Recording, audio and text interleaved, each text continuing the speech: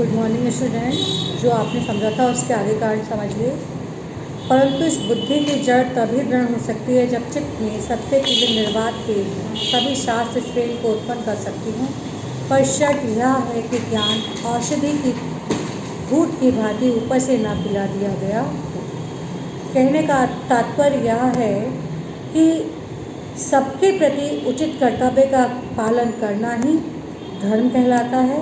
हमारी संस्कृति में कर्तव्य की डोर पितरों से लेकर उनके वंशजों तक पीढ़ी दर पीढ़ी हस्तांतरित होती रहती है, पहुंचती रहती है। इसका एक ही तात्पर्य है कि हमारे कर्तव्य हमारे पूर्वजों के प्रति भी हैं और भावी अर्थात आगे आने वाली जो पीढ़ी है उनके प्रति भी हमारे उत्तरदायित्व हैं। कर्तव्य की सही भावना ही धर्म बुद्धि कहलाती है।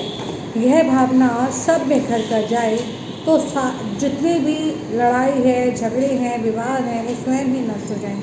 किंतु ये तभी हो सकता है जब मन में सत्य के प्रति प्रेम का भाव हो। सत्य के प्रति ये जो अनुराग है, ये जो प्रेम है, ये नीति संबंधी सभी शास्त्रों के द्वारा उत्पन्न किया जा सकता है।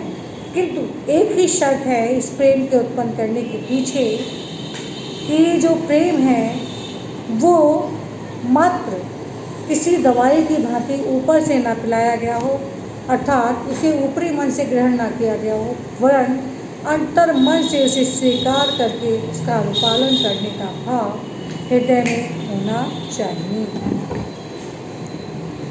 सत्य को धारण करने के लिए अनुसंधान और आलोचना की बुद्धि का उद्बोधन होना चाहिए। वह बुद्धि निर्भयता के वातावरण में ही पनप सकती है। अध्यापक को यथाशक्य यह वातावरण उत्पन्न करना है। तो लेखक कहना ही चाहते हैं कि ये जो धर्म का ज्ञान है उसे रटाया तो जा नहीं सकता है। आपका जो आंतरिकीकरण होना चाहिए, अर्थात जो बातें आपको सही लगती हैं उन्हें ग्रहण कर लेना चाहिए और जो लगता है कि हमारे लिए उचित नहीं है उनका त्याग कर देना चाहिए।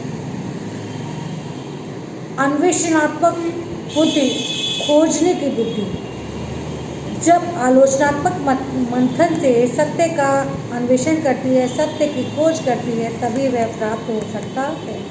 यह बुद्धि संकुचित विचारों एवं दृष्टिकोणों से ऊपर उठकर स्वतंत्र वातावरण में ही विकसित हो सकती है। विद्यार्थियों को ऐसा ही माहौल, ऐसा ही वातावरण उपलब्ध कराने का भरसक प्रयत्न अध्यापक को करना चाहिए ताकि वो अपने इस उद्देश्य में सफल हो सके। क्योंकि अच्छे अध्यापक के निकट पड़ा हुआ स्नातक सत्य का प्रेमी होता है और खोजी होता है। योग्य और प्रशिक्षित अध्यापक के पास रहकर शिक्षा ग्रहण करके स्नातक की उपाधि प्राप्त करने वाले शिष्य सदैव सत्य के प्रेमी होते हैं। वह हमेशा सत्य की खोज करता रहता है। उसके हृदय में जिज्ञासा की प्रवृत्ति होती है। हृदय में नम्रता, अनुसूया, प्राणी मात्र के लिए सौहार्द अर्थात सहृदयता का भाव होता है। वह स्वभाव से तपस्वी की भांति होता है। अपनी इंद्रियों पर संयम रखता है। कठिन परिश्रमी होता है। सौंदर्य के प्रति प्रेमी होता है। हर प्रकार के अत्याचार, अन्यायों का विरोध करता है। बुरे कार्यों का निर्मम विरोधी होता है। धर्म और त्याग उसके जीवन की प्रबल प्रेरक शक्तियाँ होती हैं जिनके ऊपर वो अपने जीवन को स्थापित करता है। उसका सदैव से एक ही प्रयत्न होता है कि ये संपूर्ण पृथ्वी अधिक से अधिक सभ्य और सुसंस्कृत हो सके, समाज अधिक उन्नतशाली हो सके, विकास हो सके समाज का। इसका तात्पर्य कदाचित नहीं है कि ऐसे व्यक्ति सन्यासी होते हैं, नहीं, क्योंकि गृहस्थ पर गृहस्थी का जो भार होता है वो किसी सन्यासी से कम नहीं होता। व्यापार, शासन, परिवार के प्रति उत्तरदायित्व का निर्वाह करना, ये सब एक गृहस्थ का उत्तरदायित्व होता है। यह भी दावा नहीं किया जा सकता कि इन लोगों में राग द्वेष की अर्थात प्रेम और शत्रुता के भाव की नितांत कमी होती है या अभाव होता है। कोई दुराचारी होगा ही नहीं, ये भी नहीं कहा जा सकता।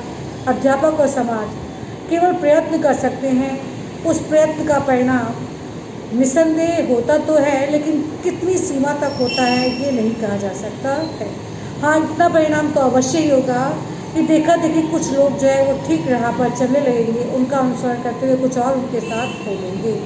हाँ, ये नहीं है कि उसका परिणाम बिल्कुल भी ना निकले। तो अपने पुरुषार्थ को जब वो पहचानने लगेंगे तो पथ भ्रष्ट होने से बच जाएंगे।